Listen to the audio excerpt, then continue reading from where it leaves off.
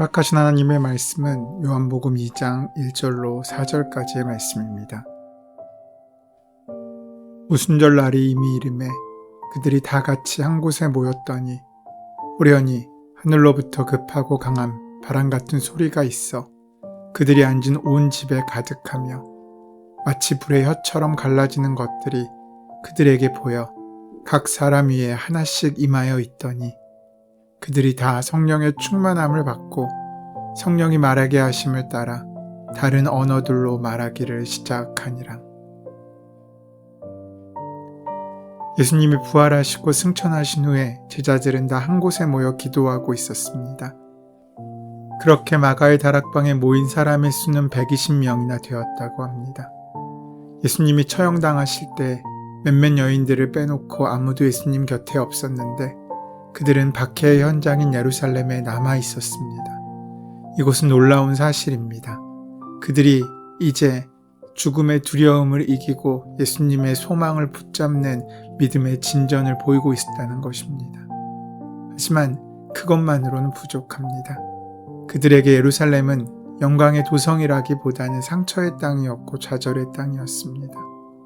예수님과 함께 꿈꾸었던 아름다운 미래에 대한 꿈의 무덤이었다고 할 수도 있습니다. 그곳은 할 수 있으면 한시라도 빨리 떠나고 싶은 곳이었을 것입니다. 하지만 그들은 그런 힘들고 어려웠던 기억이 있던 자리에 한 곳에 모여 기도하고 있었습니다. 사도행전은 그들이 예루살렘을 떠나지 않는 까닭을 예수님의 당부 때문이라고 설명합니다. 그들이 모여 있었던 이유는 예수님께서 그들에게 맡기신 말씀을 지키기 위함이었습니다.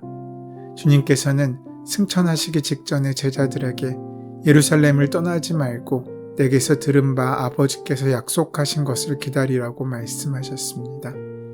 이것은 일찍이 하나님께서도 요엘서 2장 28절에서 말씀하신 대로 내 영을 만민에게 부어줄 것이라는 말씀에 합당한 것이었습니다. 그리고 오순절이 되었을 때 그렇게 약속하셨던 성령이 임하시게 됩니다. 오늘 본문 1절은 이렇게 시작됩니다. 오순절 날이 이미 이름에 저희가 다 같이 한 곳에 모였더니 그때는 오순절이었습니다. 오순절이란 6월절로부터 50일이 되는 날을 의미합니다. 예수님께서 십자가에 못 박혀 돌아가신 날은 6월절 절기가 시작되는 날이었습니다. 그로부터 사흘 뒤에 주님께서 부활하셨습니다. 그리고 사도행전 1장 3절에 의하면 부활하신 주님께서는 40일 동안 제자들과 함께 계시다가 승천하셨습니다. 그러므로 본문 속의 오순절은 주님께서 승천하신 지 일주일째 되는 날임을 우리는 알 수 있습니다. 그날도 예수님의 제자들과 여인들을 포함한 110명의 신자들은 늘 모이던 마가의 다락방에 함께 모여 있었습니다. 그리고 본문 2절에서 4절 말씀은 계속 이어집니다. 우연히 하늘로부터 급하고 강한 바람 같은 소리가 있어 그들이 앉은 온 집에 가득하여 마치 불의 혀처럼 갈라지는 것들이 그들에게 보여 각 사람 위에 하나씩 임하여 있더니 그들이 다 성령의 충만함을 받고 성령이 말하게 하심을 따라 다른 언어들로 말하기를 시작하니라. 바로 그날 그곳에 주님께서 약속하셨던 주님의 영이신 성령님께서 임하신 것입니다. 그때는 말씀드린 것처럼 오순절이었습니다. 오순절은 이스라엘이 출애굽한 것을 기념하는 6월절 이후에 50일째 되는 날이었습니다. 이 절기는 지중해 세계에 흩어져 살던 디아스포라 유대인들이 예루살렘을 순례하는 3대 절기 중의 하나였고 맥추절이라고도 불렸던 추수의 절기였습니다. 6월절 어린 양 예수 그리스도의 희생의 결과로 그 최초의 수확으로 교회가 탄생하는 순간이었습니다. 예수를 그리스도라고 고백한 사람들 모두가 성령을 받았습니다. 성령이 임하실 때 급하고 강한 바람이 불었고 그들 머리 위에 불의 혀처럼 갈라지는 것들이 보였습니다. 바람과 불, 그것은 모두 성령의 임재를 상징합니다. 에스겔 37장의 마른 뼈들의 계곡에서 마른 뼈가 살아날 때 불어넣었던 생기가 바로 성령을 뜻하는 루하흐입니다. 또 모세가 타지 않는 떨기나무 불 가운데서 하나님을 만났고 이스라엘이 불기둥의 인도를 받았다는 점에서도 불은 하나님의 임재를 나타내고 있습니다. 주님의 제자들은 성령의 충만함을 받아 성령이 말하게 하심을 따라 서로 다른 언어들로 말하기 시작하였습니다. 성령을 받은 사람들이 말한 것은 다른 언어와 신비하고 놀라운 능력이 아니라 오직 예수 그리스도의 십자가의 희생과 부활이었습니다. 예수님의 십자가의 희생이 있는 그 모든 자리마다 사람들의 마음이 통하는 귀한 역사가 임한 것입니다. 그것은 억지로 하는 것이 아니라 성령의 강력한 임재 앞에서 경험하는 내 속에서 터져나오는 외침과도 같은 말입니다. 하나님께서 세상을 너희와 우리를 이처럼 사랑하셔서 독생자를 보내셨다. 구원을 얻을 유일한 이름을 주셨다. 그런 주 예수 앞으로 나오라 할 수 있어야 합니다. 이 말을 하려면 곧 우리는 성령 충만해야 합니다. 성령 충만한 사람은 세상 사람들과 결이 다른 삶을 살 수밖에 없습니다. 늘 죄를 짓던 습관에 젖어 주님의 사랑의 말씀을 떠올리지 못하는 사람들은 절대로 할 수 없는 말입니다. 거룩을 사모하고 하나님과의 관계가 바르게 되기를 갈망하는 사람, 바로 그 사람만이 성령의 충만함을 선포할 수 있습니다. 우리 주님의 길을 내가 걸어가야 할 길로 여기고 내가 주도하고 내가 원하는 인생이 아니라 성령께 온전히 맡기고 성령의 인도하심에 순종하는 바로 그 주님의 제자만이 말할 수 있는 내용입니다. 주님의 십자가 희생과 부활 외에 우리가 자랑할 것이 아무것도 없습니다. 하나님의 온전한 소유, 성령의 붙들림 바 되어 나의 언행심사로 복음을 선포하는 삶을 우리는 살아가야 하는 것입니다. 우리의 입으로 자랑하고 말하는 것이 주님 외에는 아무것도 없습니다. 교회는 그런 그리스도의 몸입니다. 그리스도께서 교회를 사용하셔서 진리를 드러내시고 세상을 아름답게 바꾸어 나가십니다. 교회인 신자는 늘 그리스도와의 관계 속에서 자신의 삶을 조망하고 주님의 영광과 하나님 나라를 위해 살아가야 합니다. 어떻게 우리는 살고 있습니까? 지금 우리는 세상이 교회를 걱정하는 시대를 살고 있습니다. 가장 큰 이유는 구원받았다는 신자들이 예수 그리스도의 십자가와 부활 대신 다른 것들을 말하고 전하고 있기 때문입니다. 그 말은 우리가 아직 성령의 은혜 가운데 충만함을 입지 못했다는 것을 말씀하고 있습니다. 구원받은 신자, 그 신자다운 말과 행동이 내 속에 있는지 그리스도의 십자가와 부활을 선포하는 성령의 인도하심이 내 삶 가운데 나타나는지 우리는 되돌아볼 수 있어야 합니다. 그렇다면 오늘 우리는 본문의 내용을 어떻게 이해하고 해석해야 됩니까? 다시 말해 제자들에게 성령이 임한 것의 참된 의미가 무엇입니까? 성령님께서 그렇게 제자들에게 임하시자 제자들은 비로소 자기라는 작은 세계를 벗어나 하나님께서 이끄시는 보다 넓은 차원의 은혜의 삶을 살아갈 수 있게 되었습니다. 성령님께서 제자들 속에 내주하심으로 그들은 이제 그들 바깥에 있는 더 큰 세계를 만나고 그 세계를 향하여 열려지기 시작하며 그 지경이 넓어지기 시작했다는 것입니다. 그래서 자기의 욕심을 채우는 인생에서 하나님의 영광을 위한 삶으로 그 인생의 방향이 바뀌게 된 것입니다. 그렇게 성령의 능력 안에서 새로운 지경을 살아가는 사람들은 그 삶을 축제로 만듭니다. 축제는 나만을 위한 것이 아닙니다. 누군가를 초대하고 기쁨을 함께 나누는 자리입니다. 하나님의 은혜는 나로 독점될 수 없습니다. 나만 소유할 수 없습니다. 나만 숨길 수 없습니다.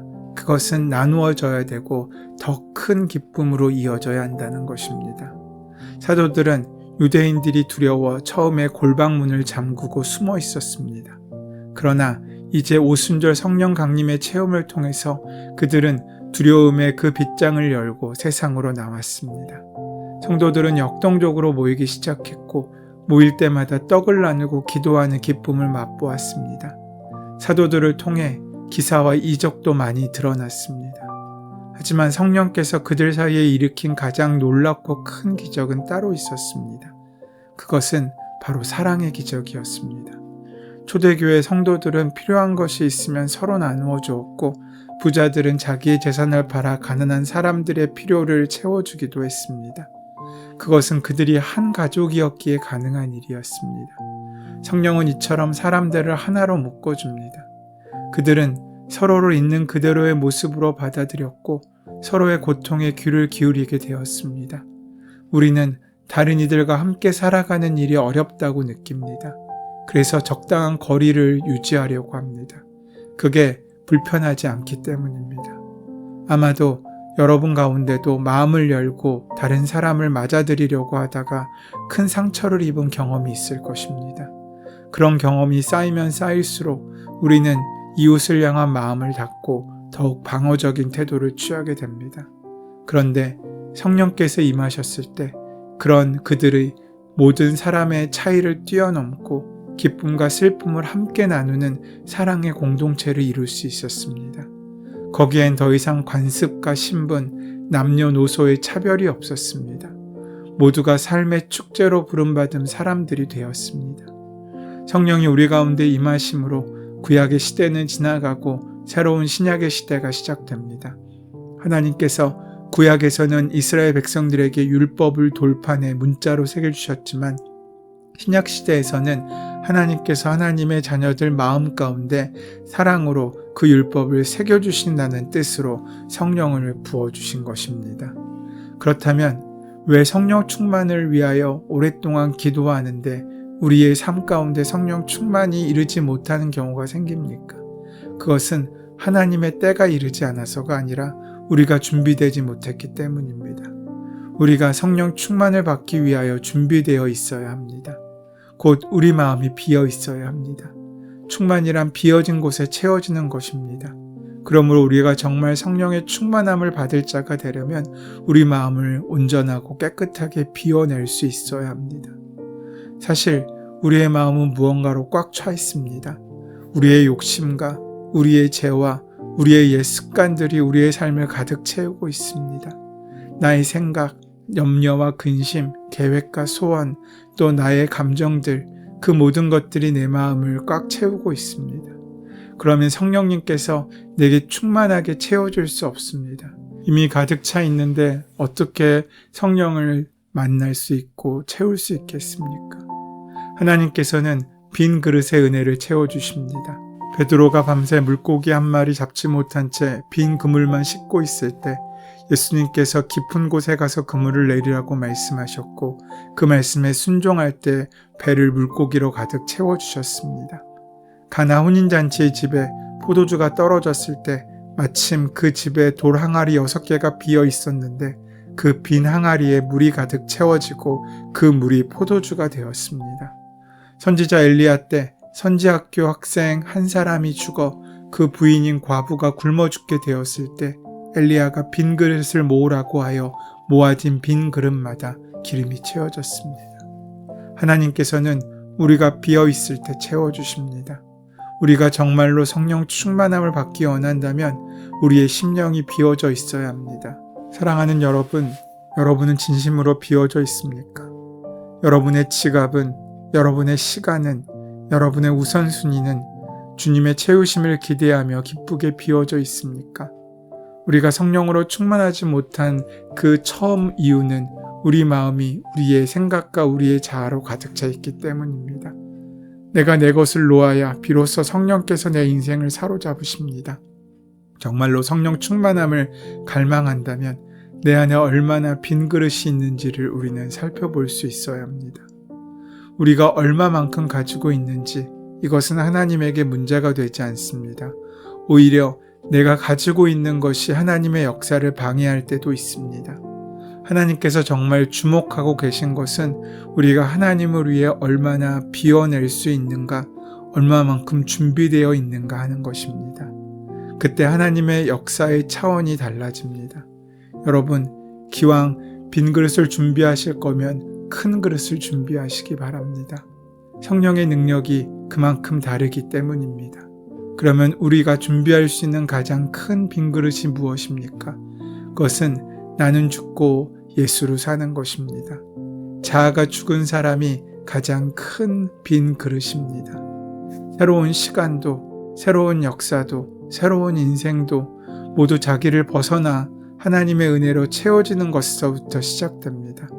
그렇게 주님께서 우리 안에 채워질 때 우리는 새로운 인생, 새로운 역사를 살아갈 수 있게 됩니다. 유대를 향하여, 사마리아를 향하여, 땅끝까지 향하여 우리의 지경이 넓어지는 것입니다. 그러한 귀한 은혜의 삶을 살기 위하여 성령의 충만함을 준비하시고 만나고 누리시는 저와 여러분 되시기를 소원하고 축원합니다. 은혜의 주님, 오늘 우리에게도 성령의 충만함으로 임하셔서 우리 안에 있는 그 모든 절망의 벽들이 무너지고 사랑으로 하나 되는 귀한 역사가 만나질 수 있도록 인도하여 주시옵소서. 예수님의 이름으로 기도드립니다. 아멘. 이제 오늘 우리에게 허락하신 본문의 말씀이 내게 주시는 말씀으로 만나지기 위하여 본문의 말씀을 깊이 묵상하시고 기도하는 시간 가지도록 하겠습니다. 함께 기도합니다.